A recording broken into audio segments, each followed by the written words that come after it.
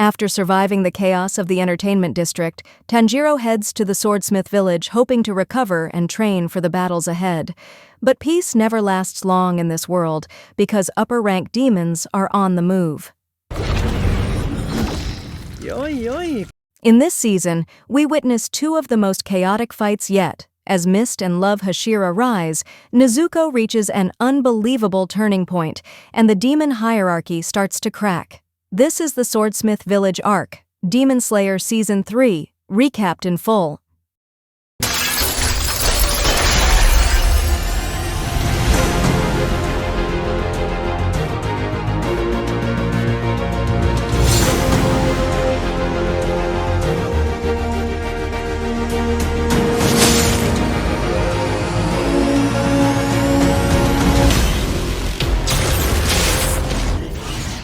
After their battle in the entertainment district, Tanjiro, Zenitsu, Inosuke, and Nezuko are found by the Kakushi.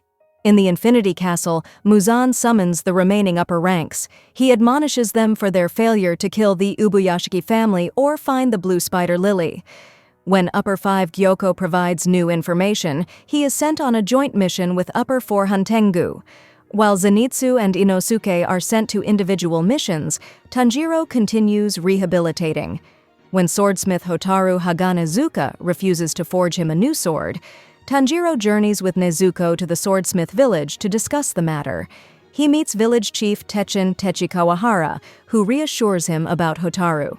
Tanjiro is shown to the village's hot springs, where he meets Love Hashira, Mitsuri Kanroji, and Genya, Sanemi Shinazugawa's younger brother. Mitsuri later hints at Tanjiro about a secret weapon that can make him stronger. The next day, Tanjiro finds Mist Hashira, Muichiro Tokito, arguing with someone, and seemingly with them is a man from his dreams. Tanjiro tries to defend the boy from Muichiro, but is knocked unconscious for interfering. The boy, Kotetsu, explains that the man he saw is actually a mechanical training doll, built during the Sengoku period. Made by his ancestors, it is his only heirloom.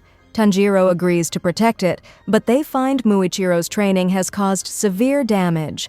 After Kotetsu discovers it remains functional, he orders Tanjiro to train with it and surpass the arrogant Muichiro. However, training proves harsh as Kotetsu denies Tanjiro food and water when he fails to improve. When he faints from exhaustion, Tanjiro imagines himself in the afterlife and sees a peculiar stone in the Sanzu River, enabling him to detect attacks preemptively. He lands a powerful blow on the doll's head, which reveals a concealed sword. To Tanjiro's and Kotetsu's disappointment, the sword has rusted. Hotaru, who had undergone solitary training, arrives to restore it. Tanjiro later attempts to befriend Genya but is rebuffed. Gyoko and Hantengu infiltrate the village. Hantengu faces Tanjiro, Nezuko, and Muichiro, who beheads him. Two new demons grow from his body. One of them, Karaku, blasts Muichiro away with his Uchiwa, and the other, Sekido, shocks the siblings with his Kakara. Genya arrives and beheads them with a sawed-off shotgun and a Nichiren wakizashi. However, the demons split again. The winged Urogi carries Tanjiro away and hits him with a sonic shriek, while Nezuko tries to defend Genya from the Yari-wielding Aizetsu. In the forest, Muichiro finds Kotetsu being attacked by a fish-like demon. Initially choosing to leave him, he saves Kotetsu after remembering Tanjiro's advice. Kotetsu begs Muichiro to save Hotaru and his smith Kozo Kanamori. Muichiro initially elects to protect the village, but remembers Kagaya's advice about triggering his memories to return, prompting him to rescue the swordsmiths. Tanjiro realizes each demons represents an emotion: joy, Urogi; anger, Sekido; pleasure, Karaku; and sorrow, Aizetsu. Genya confuses Sekido and Aizetsu with his resistance to fatal wounds. Nezuko burns Karaku and blasts him away with his Uchiwa, but is restrained by Sekido. Tanjiro uses Urogi to reach Nezuko and avoids Sekido's attacks. He frees her, but both are incapacitated when Karaku pins them with a blast of wind. Mitsuri makes her way to the Swordsmith Village. After saving Kozo, Muichiro is taken to his shed for a new blade, where they encounter Gyoko. With her whip-like sword and love-breathing, Mitsuri saves the village from Gyoko's demons. After Karaku pins Nezuko beneath heavy debris, she grips her hands onto Tanjiro's blade, coating it in blood. Muichiro attacks Gyoko and discovers he can produce new vases and teleport between them to avoid getting hit. He is poisoned by Gyoko's attacks and trapped in a watery vase. Using her fire, Nezuko heats up Tanjiro's blade into a bright red hue. Tokito realizes the blade resembles that of the swordsman who almost killed Muzan.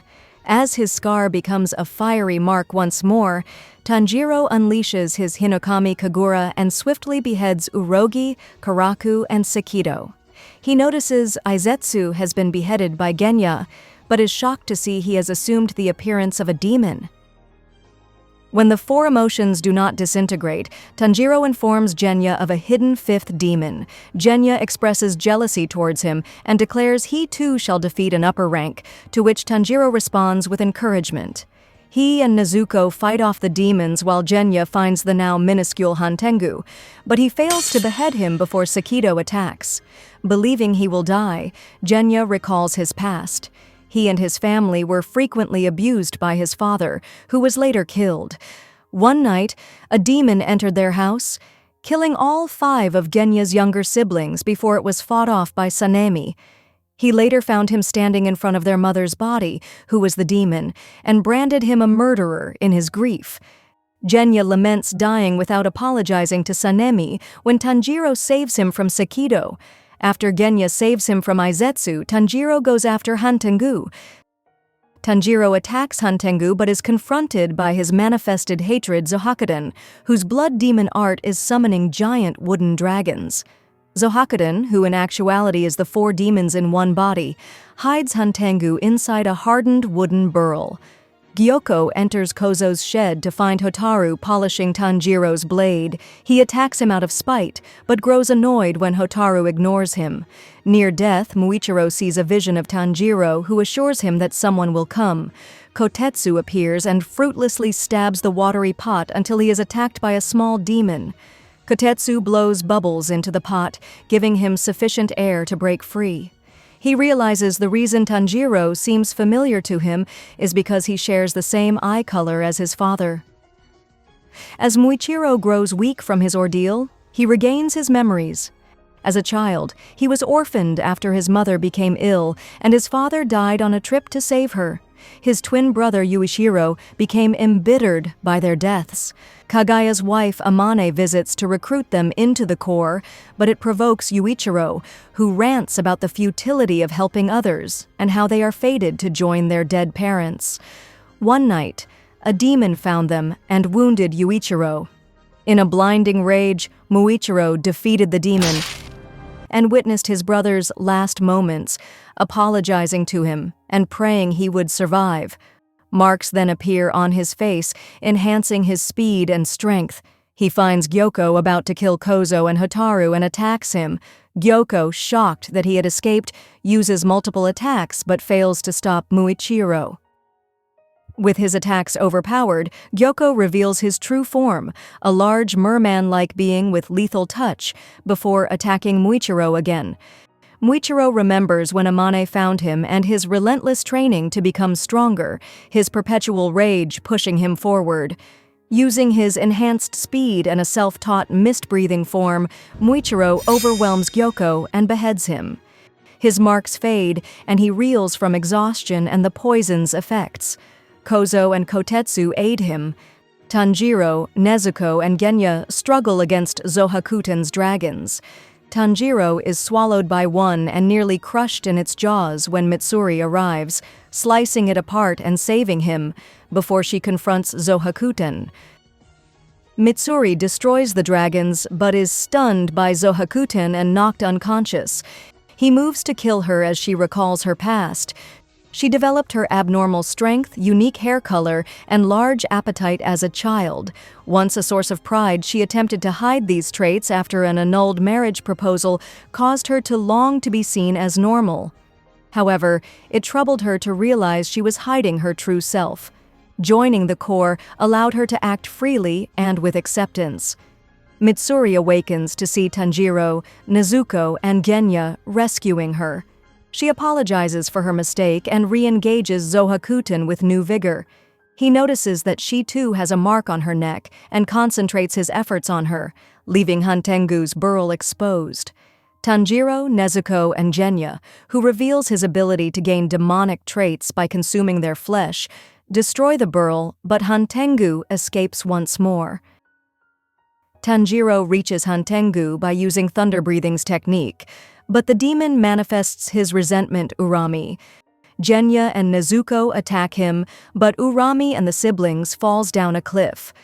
Using the ancient sword provided by Muichiro, Tanjiro decapitates Urami but fails to kill Hantengu. Day breaks and Nezuko begins to burn, but she ultimately signals for him to kill the demon. He locates Hantengu hiding inside Urami and kills him, simultaneously saving Mitsuri when Zohakuten disintegrates. Tanjiro grieves Nezuko's death but sees she is no longer burning. Through Hantengu's memories, Muzan realizes his goal to become immortal can be achieved by devouring Nezuko. Once a sickly young man from the Heian period, he killed his doctor in a fit of rage, only realizing after that his treatment had enhanced his physical abilities and saved him, though has left him unable to walk in sunlight. Having failed to find the treatment's last component, the blue spider lily, he resorted to creating demons in the hopes one could conquer the sun. In the aftermath, Muichiro thanks Tanjiro for helping him regain his identity, and Mitsuri embraces them for all surviving. The swordsmiths celebrate Tanjiro for saving them.